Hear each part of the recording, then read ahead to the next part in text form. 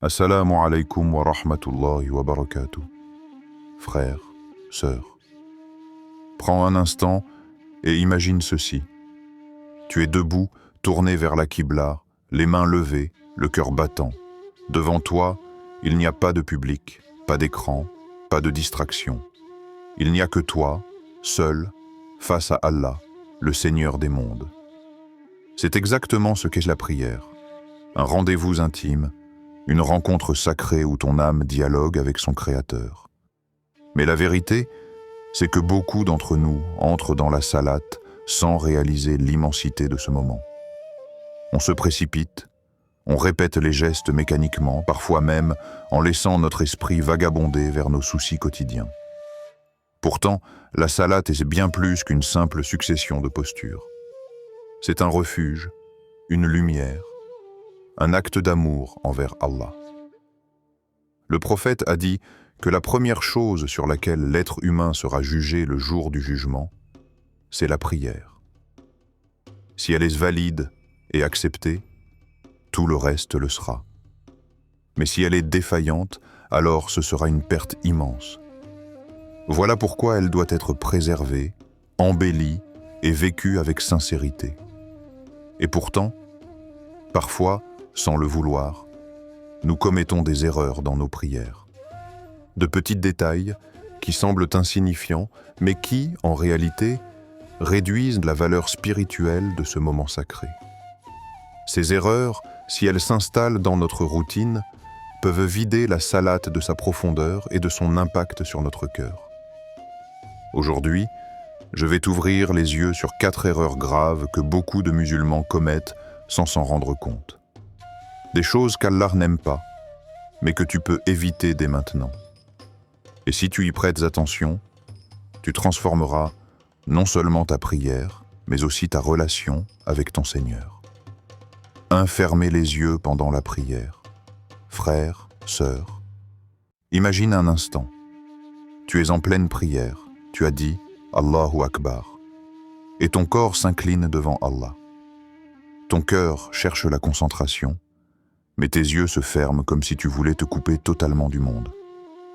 Tu te dis peut-être, comme ça je serai plus concentré. Mais en réalité, c'est un piège subtil, une habitude qui ne vient pas de la sunna et qui peut t'éloigner de la véritable khushu, la vraie concentration. Le prophète, lui, n'a jamais prié les yeux fermés, ses compagnons non plus. Les grands savants, comme Ibn al-Qayyim, ont même précisé que c'était une habitude des Juifs dans leurs anciennes prières. Et Imam Ahmad rappelait que ce n'était pas le chemin des musulmans. Pourquoi ? Parce que la prière n'est pas une fuite du monde extérieur, mais une élévation du cœur tout en restant présent. Fermer les yeux, c'est comme chercher à prier dans l'ombre. Mais Allah nous a appelés à prier dans la lumière, les yeux ouverts, fixés sur l'endroit où l'on pose le front. C'est un geste qui peut paraître simple, mais il change tout.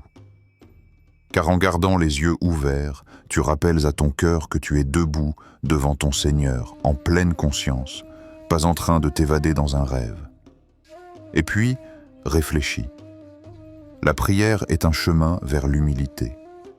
Lorsque tes yeux se posent sur le sol, là où tu vas mettre ton front, cela te rappelle ta propre faiblesse, ton retour à la poussière, et la grandeur de celui devant qui tu te prosternes. Chaque regard posé sur cet endroit est comme un rappel silencieux. Je suis serviteur, et Allah est le maître. Alors oui, peut-être que tu pensais gagner en concentration en fermant les yeux. Mais la vraie concentration, celle qui apaise le cœur, ne vient pas en coupant la vision. Elle vient en ouvrant les yeux du cœur et en suivant fidèlement l'exemple du prophète. La sunna est claire.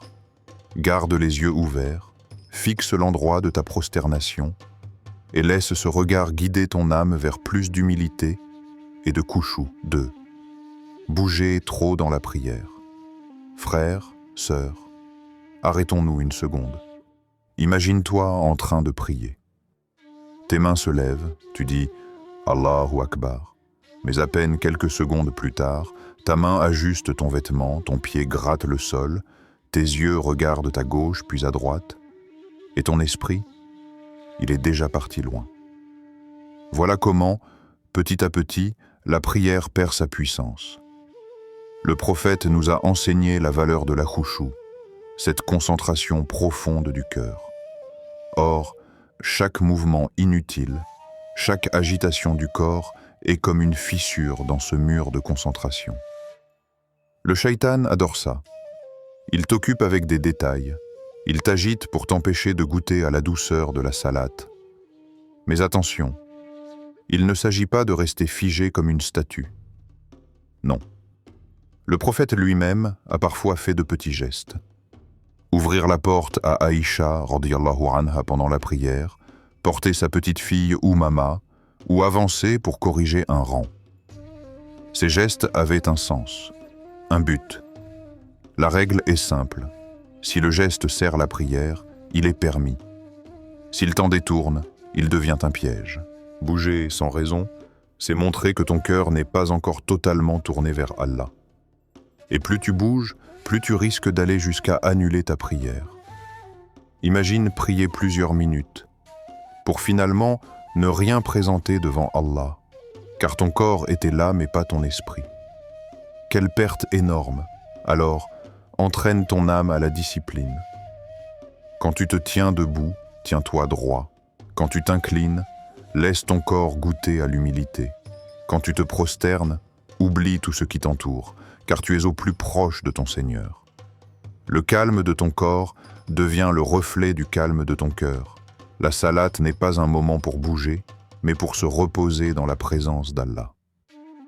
Apaise ton corps, garde tes mains à leur place, ferme la porte aux distractions. Plus tu limiteras tes gestes, plus ton cœur goûtera à la saveur de la prière. Et c'est dans cette stabilité que naît le vrai khushu. 3. Dire le takbir ou le dhikr au mauvais moment. Beaucoup de musulmans commettent cette erreur sans même s'en rendre compte. Tu entends souvent, pendant la prière, des personnes qui disent « Allahu Akbar » alors qu'elles sont déjà inclinées, ou d'autres qui disent « Samira Allahu liman hamidar » seulement après s'être totalement redressées. Cela peut sembler être un petit détail, mais en réalité, c'est une grande différence. Pourquoi ? Parce que le prophète a enseigné une règle très précise. Les invocations et le takbir doivent accompagner le mouvement, pas venir après. Autrement dit, tu dis « Allahu Akbar » en entrant dans le ruku, pas une fois déjà incliné. Tu dis « Sami'a Allahu liman hamidar » pendant que tu te redresses, et non pas quand tu es déjà droit. Cette subtilité est essentielle, car elle montre à quel point le prophète nous a appris à prier avec précision et équilibre. Chaque geste et chaque parole étaient harmonisés. Sa prière n'était ni précipitée ni négligente. C'était une symphonie parfaite entre le corps et la langue, entre le geste et le dhikr. Si tu veux perfectionner ta prière, entraîne-toi à synchroniser tes mouvements et tes paroles. Par exemple, quand tu passes du qiyam, la station debout, au ruku, l'inclinaison, commence Allahu Akbar et termine-le quand ton dos est bien droit en inclinaison. Quand tu passes du ruku au redressement, commence Sami'a Allahu liman hamidar et termine-le quand tu es bien debout. Quand tu vas en prosternation, dis Allahu Akbar pendant que tu descends, pas une fois déjà au sol. En appliquant cela, ta prière prend une fluidité nouvelle. Elle n'est plus une suite de gestes mécaniques, mais une adoration vivante, une prière qui ressemble à celle du prophète. Et rappelle-toi, Allah mérite que tu lui donnes le meilleur, jusque dans les détails. Ces petites corrections que tu fais dans ta prière montrent que ton cœur cherche la perfection dans l'adoration. Alors, habitue-toi à aligner ta langue et ton corps. Ne laisse pas un décalage voler la beauté de ton salat. Ta prière deviendra plus sincère, plus fidèle à la sunna, et bien plus apaisante pour ton âme. 4. Manquer de tranquillité dans les positions. Ferme les yeux un instant et imagine. Tu es en train de prier, mais tout se passe trop vite. Tu t'inclines à peine quelques secondes, Tu touches le sol rapidement, puis tu te redresses déjà. Ton corps bouge, mais ton âme n'a pas le temps de goûter à la prière. Voilà l'une des erreurs les plus répandues. Expédier la salate comme une tâche à cocher au lieu de la vivre comme une rencontre sacrée. Le prophète a été très clair. La prière de celui qui ne trouve pas la tranquillité dans l'inclinaison et la prosternation n'est pas valide. Ces mots devraient résonner en nous comme une alerte. Car qu'est-ce qu'une prière sans sakina, sans sérénité? Ce n'est plus une adoration, mais une simple répétition de gestes vides. Chaque position de la prière est une étape d'adoration unique. Le ruku, l'inclinaison, n'est pas qu'un mouvement du dos. C'est un acte d'humilité où tu reconnais la grandeur d'Allah. Le sujud, la prosternation, n'est pas qu'un contact avec le sol. C'est le moment où tu es le plus proche de ton Seigneur. Le tashahhud n'est pas qu'un texte récité machinalement. C'est un témoignage de foi prononcé devant celui qui connaît les secrets de ton cœur. Mais pour ressentir tout cela, il faut prendre le temps. Reste dans chaque position le temps de prononcer au minimum les invocations prescrites, et plus encore si ton cœur en a besoin. Laisse ton dos s'installer dans l'inclinaison. Laisse ton front reposer sur la terre quelques instants de plus, comme si tu voulais t'ancrer dans l'humilité. Laisse ton esprit goûter à chaque mot du tashahhud, au lieu de le réciter comme une formule rapide. La salate n'est pas une course contre la montre. C'est un instant suspendu, une coupure avec la vie agitée. C'est une respiration de l'âme. Quand tu ralentis, quand tu donnes du poids à chaque geste, à chaque parole, alors la prière devient lumière, guérison et apaisement. Ne vole pas à ton cœur ce moment précieux. Accorde à ta prière la tranquillité qu'elle mérite.